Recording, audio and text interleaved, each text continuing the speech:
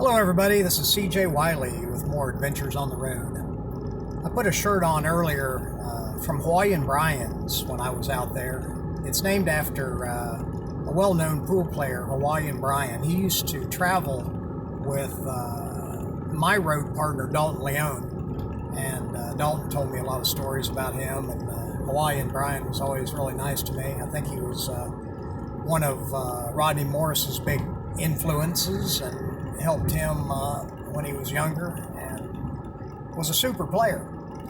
But that's not where the story begins. I was in Los Angeles at the Bicycle Club. That's where Robert Turner had these big tournaments that were some of the best I've ever been to at the Bicycle Club Card Casino. I think Jay Helford ran that tournament. As a matter of fact, Jay ran the tournament in Burbank Hilton, where I played Earl Strickland after beating Bustamante 13-12 in a match that must have had 600 or 700 people to play Earl on ESPN. That was my first match. We always remember the first time, don't we? Oh, yeah. And Earl beat me hill, but it was still a thrill to play on ESPN. Since then, I've played about 23 or 24 matches on ESPN and have a really good record. That was some of the highlights of my career, being able to play, especially the match I played with Vivian Villarreal, the Battle of the Sexes, that they said 2.8 million people were watching at the time. And that was the year I won the ESPN World Championships, and she won the women's division. So we squared off, and ESPN promoted that match probably more than they've ever promoted any other match. And it was an honor to play, and appreciated Vivian being a good sport, and she's a great player, great person. So anyway, when I went to this Bicycle Club tournament, I couldn't help but notice that one of the sponsors was a Negligee sponsor, and they had two models there working, and one was a brunette and one was a blonde. And of course, all the guys were checking them out. I always was somewhat shy with the women, so, never was good at giving up lines and talking to them, I don't know. But they almost had to make the first move. But this one was a little different. The brunette wasn't really that friendly, but the blonde had hazel eyes and a beautiful girl and a body to match.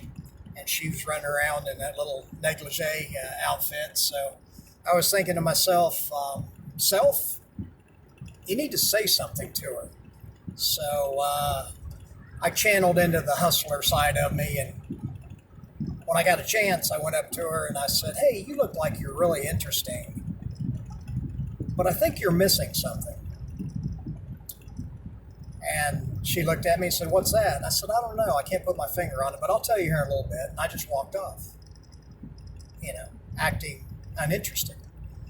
So anyway, later on, she came up to me and was like, well, have you figured it out yet? And I said, no, but I'm close. I said, you're definitely missing something, and I think it would help you a lot. And I'll tell you before I leave tonight. So anyway, so the night, got a little later, and I ended up in the bar. Well, she was getting off work, and she's walking by the bar, and she looks in and sees me, and I waved at her, and she came over, and she said, all right, what am I missing? And I said, I think you've figured it out by now. And she says, oh, yeah? I said, yeah. You're talking to him. And she laughed and said, you're an ass. And I said, I know, but it's fine as wine and tight in the behind. And she laughed, and I said, come on, have a drink with me. You deserved it, Put in a hard day's work at the Bicycle Club. So we had a couple drinks, and it was on a Tuesday. So I said to her, I said, listen, I can't do anything tonight. I can't do anything tomorrow night. But Thursday night, if you're available, let's go out and do something. I don't want to be in this casino all the time. So she said, well, as a matter of fact, I'm working that night here again. So after I'm off work, yeah, we can go do something.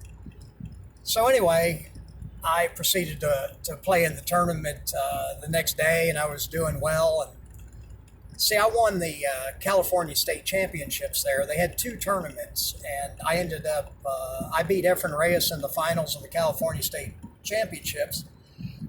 And then we were in the finals of the Invitational Professional Tournament as well, and he beat me in the big one.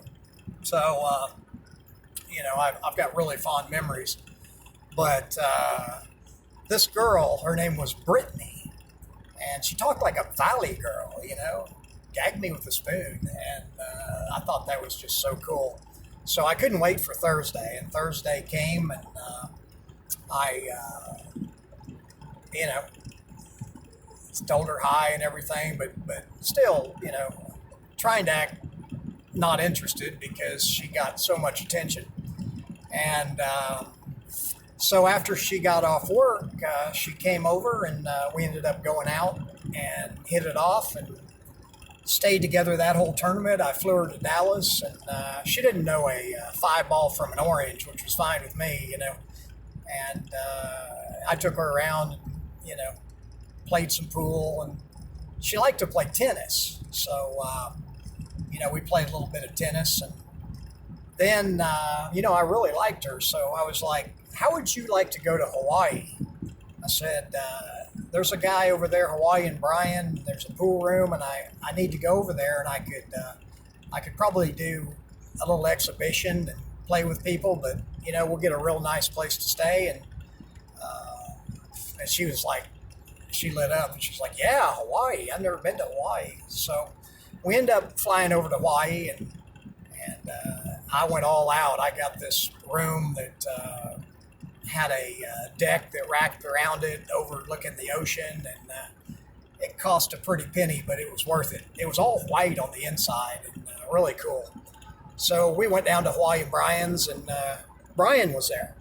So I, was talking to him, and I played a little pool, and I remember I shot this one shot and just nailed it. And Brian was standing there, and I said, Brian, how'd I hit that one? He looked at me and he says, perfect. You hit it perfect. He was hilarious.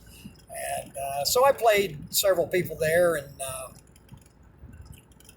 had a good time. Brittany had a good time. And the next day, we got up, and Brittany wanted to go play tennis. So we went down to the tennis courts there at the hotel that we were staying at, played for a little while, and everything was going good. And so we got finished, and I went up to the net, and I jumped over the net, which wasn't difficult. I was training a lot in martial arts. I was a black belt at that time, so it was pretty easy for me to jump over the net. And she says, let me try that. I want to do it. I was like, Brittany, it's harder than it looks. And she said, oh, come on, I want to try. I said, okay, Brittany, but if you try, I'm going to stand on the other side of the net, and if you don't make it, I'll catch you. And she says, okay. So she went back to the service line, ran towards the net, jumped, didn't make it, and I caught her. So she says, I want to try again. And I was like, Brittany, come on now. She says, come on, just one more time. I was like, all right. So she goes back to the service line again, runs up, and she takes a powerful leap, but she doesn't make it. And I caught her.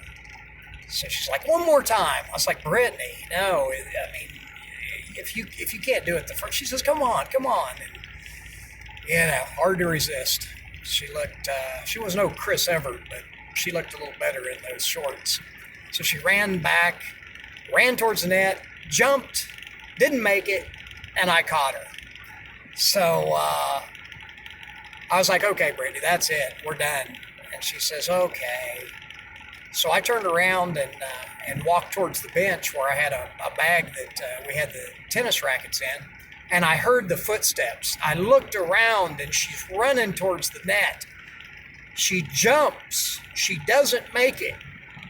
She flips over the net and lands right on her arm and breaks her arm. So I rushed her to the doctor, and they put her arm in a cast. And Talk about a mood breaker. Poor Brittany. I mean, I told her, I said, man, I am really upset about this. And she says, oh, you don't have to be. I said, well, I'm most upset because it's going to be so hard to get your shirt off. She didn't think that was very funny. So anyway, we stayed the rest of the time and had a good time, and then flew back to LA, and that was, the last time I saw her, because I tried to get a hold of her, and her father was a English professor, and I don't know, she just disappeared. But one thing stuck in my mind, she was telling me about her sister, and that she'd had a little boy, but didn't have a father, and she was raising him on her own. And Brittany said, that's what I want to do. I didn't pay much attention to it at the time, but I kept wondering, is that why she disappeared? Did she use me? Anyway, for the next 10 years, I always got a little bit apprehensive around Christmas time. I kept expecting to get that call like, is this CJ? Yes. I think you're my father. Never got that phone call, but I'll never forget Brittany and the good times we had, but what an ending. So anyway, if you like my stories and you want to know more about my teaching, fundamentals, systems, and techniques that I used to become the ESPN World Champion, join me at www.cjwiley.com. If you're watching this on YouTube, I'd appreciate it if you like and subscribe and leave a comment, and I'll return the favor. Until next time, this is CJ Wiley, almost going off the road, but always on the road. Later.